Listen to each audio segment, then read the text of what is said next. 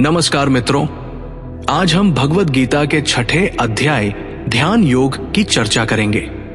इस अध्याय में भगवान श्री कृष्ण अर्जुन को ध्यान योग का महत्व और इसे कैसे साधा जाए ये सिखाते हैं। ये अध्याय आत्म संयम, अभ्यास और ध्यान के माध्यम से आत्मज्ञान की ओर बढ़ने का मार्ग दिखाता है। आइए इसे भगवान श्री कृष्ण के वचनों के माध्यम से समझते हैं।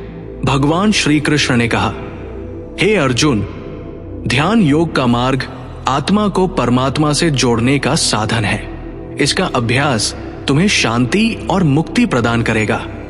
लेकिन सबसे पहले मैं तुम्हारी शंका का समाधान करता हूं।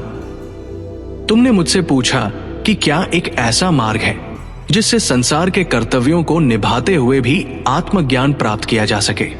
सुनो अर्जुन, ध्यान योग वही मार्ग है। ये तुम्हें न केवल अपने कर्तव्यों को निभाने में समर्थ बनाएगा, बल्कि आत्मा की सच्ची शांति भी देगा। ध्यान योग का अभ्यास। ध्यान योगी को शांत और एकांत स्थान पर बैठना चाहिए।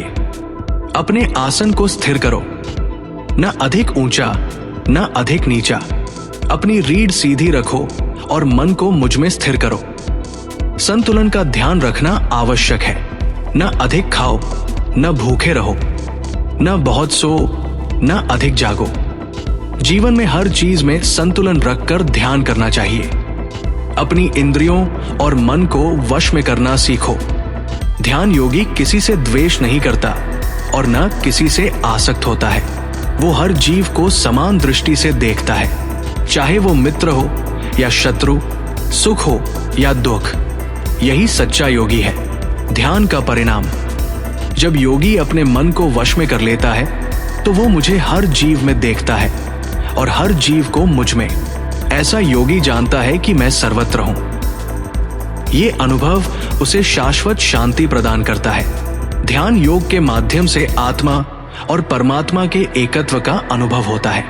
तब योगी संसार के सुख दुख, लाभानी और मान अपमान से परे हो जाता है। वो स्थायी शांति और मोक्ष को प्राप्त करता है। सर्वश्रेष्ठ योगी। हे अर्जुन, सभी योगियों में वही सबसे श्रेष्ठ है जो अपने मन को मुझ में लीन करता है। मेरी भक्ति के साथ जो मुझे स्मरण करता है वही सच्चा योगी है। वो संसार के बंधनों से मुक्त होकर परम आनंद को प्राप्त करता है। ध्यान योग केवल एक साधना नहीं है, ये आत्मा की शुद्धि का माध्यम है। इसे अपनाकर तुम अपने जीवन के सभी बंधनों से मुक्त हो सकते हो और अपने लक्ष्य तक पहुंच सकते हो। अध्याय का संदेश। इसलिए हे अर्जुन, ध्यान योग का अभ्यास करो। अपने मन की चंचलता पर विजय प्राप्त करो। संतुलन और संयम के साथ ध्यान योग के माध्यम से आत्मज्ञान और मोक्ष को प्राप्त करो। यही तुम्हारे जीवन का लक्ष्य है। नमस्कार मित्रों, ये था भगवद गीता के 6ठे अध्याय का सार। अगर आपको यह कथा प्रेरणादायक लगी तो इसे अपने दोस्तों के साथ साझा करें। ध्यान योग का अभ्यास करें और जीवन में शांति प्राप्त करें। जय श्री कृष्ण।